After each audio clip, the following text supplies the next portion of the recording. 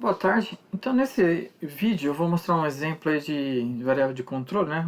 Por que que é importante esse assunto, né? Tá? Eu tirei ele de um livro de econometria, tá?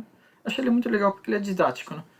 Então, o autor começa com uma discussão do seguinte, ele pega um exemplo bem simples, né?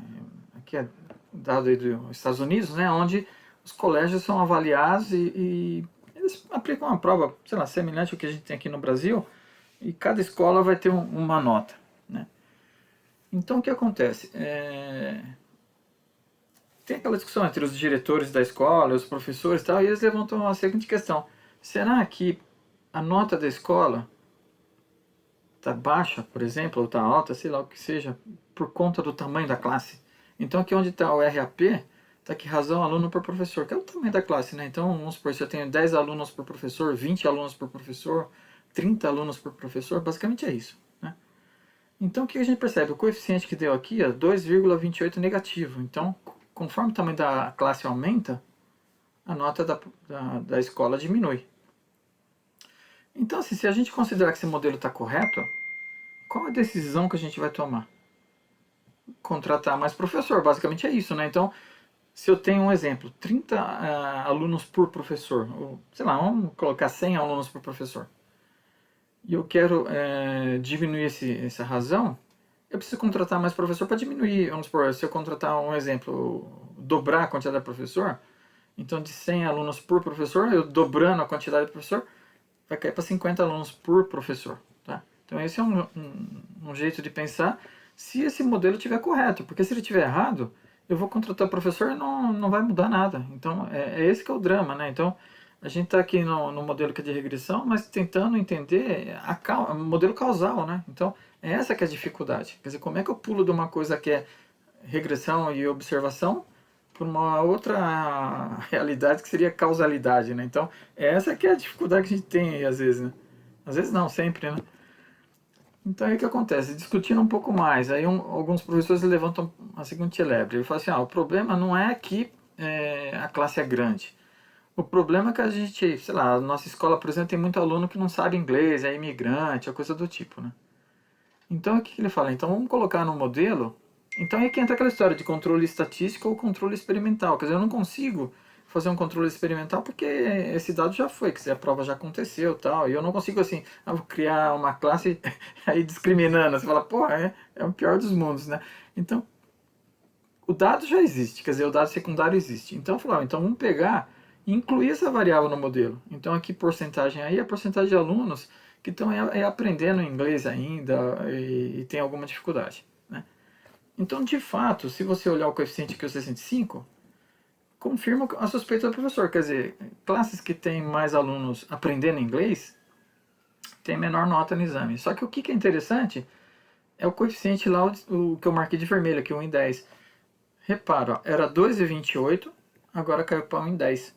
Então significa o quê? Se aquela decisão que eu tinha pensado de contratar mais professores, eu já vejo que o efeito dela não ia ser o que eu esperava. O que eu esperava que era, quer dizer, quanto para cada um aluno aqui, como é razão aluno-professor, quer dizer, conforme a classe vai diminuindo, quer dizer, para cada aluno que diminui no tamanho da classe, minha nota no exame aumentaria 2 pontos, né? Agora não, para cada um aluno que diminui na classe, quer dizer, se diminuir um exemplo, vai de 50 para 49, né? A minha nota no exame da escola, né, aumenta só 1 ponto. Né? Relação inversa aí, né? Tá. Então, beleza, então já vê, caiu de 2,28 para 1,10. Então, o que eu estou, na verdade, preocupado não é com essa relação 65, eu estou preocupado com esse aqui, que eu tô aí, a minha decisão é, eu vou contratar professor ou não, né? Vamos para a próxima. A discussão continua, aí alguns professores falam o seguinte, se você contratar professor, é mais gasto com salário, com tudo. E não vai ter dinheiro para manutenção de biblioteca, computador e tal. Será que não era melhor pegar esse dinheiro que ia contratar professor e investir em infraestrutura? Né? Então, beleza, ele vai lá e enfia essa variável no modelo. Então, gasta aí com infraestrutura. E aí, o que tem de interessante?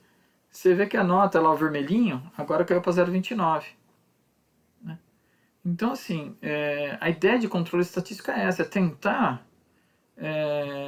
chegar no modelo que, do ponto de vista causal, fosse o mais próximo do correto. Eu acho que é essa que é a nosso objetivo aqui. Então, a gente começou com um modelo que era bivariado, né? Aqui, um x e um y, né?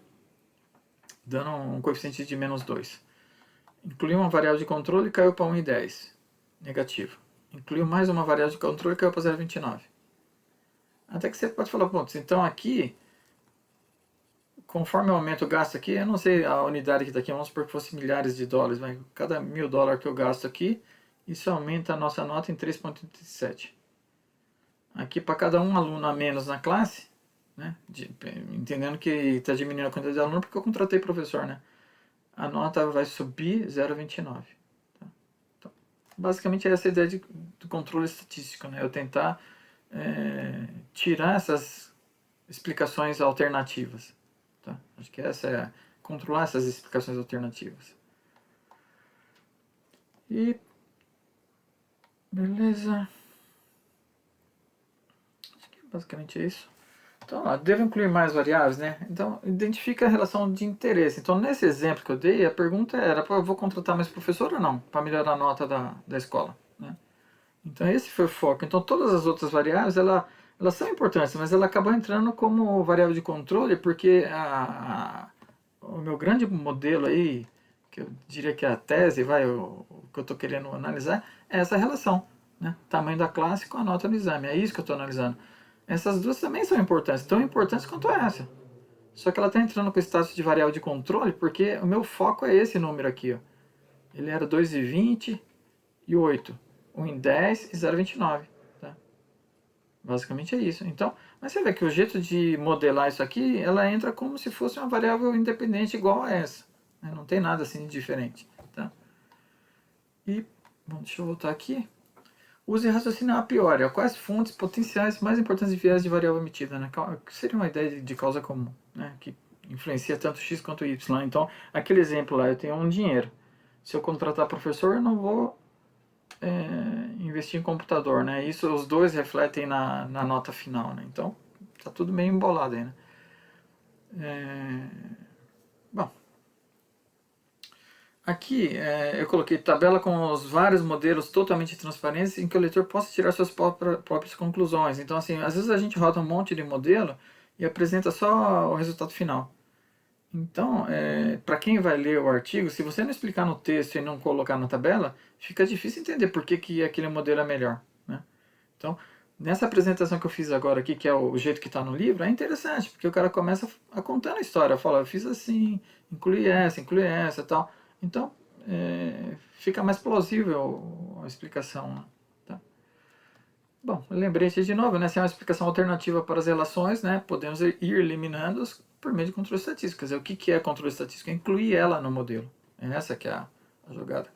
E quando eu falei de ser transparente, é nesse sentido. Ó, aqui é bem comum você pegar em artigo onde o cara coloca assim, as variáveis aqui de controle, por exemplo, as preditoras com hipótese, né, hipótese 1, hipótese 2, hipótese 3, e os vários modelos. Então cada coluna aqui é um modelo. Ó, o modelo 1, todas as variáveis de controle, tá vendo? Ele não colocou as preditoras. Modelo 2. Aí ele rodou de novo, mas manteve só aquelas que foram significantes. Então, por exemplo, eu tinha 4 variáveis de controle, só a C3 foi significante. Né? Deixa a C3 aqui. Né? Depois ele rodou um outro modelo completo, mas sem nenhuma de controle, só as hipóteses. Depois ele rodou um completo com todas as hipóteses e aquela de controle que tinha dado significante. Então, assim, uma tabela igual essa é bem legal para quem é leitor, porque dá para saber tudo que eu quiser saber, né? Então, quer dizer, na hora que eu incluí o controle que é o C3, como que mudou esse B1 aqui para esse B1? Por exemplo, aqui era 2,20, aqui caiu para 0,29. Né? É nesse sentido. Tá? Bom, é isso. Quem quiser receber os próximos vídeos aí, clique aí no sininho e vamos estudar.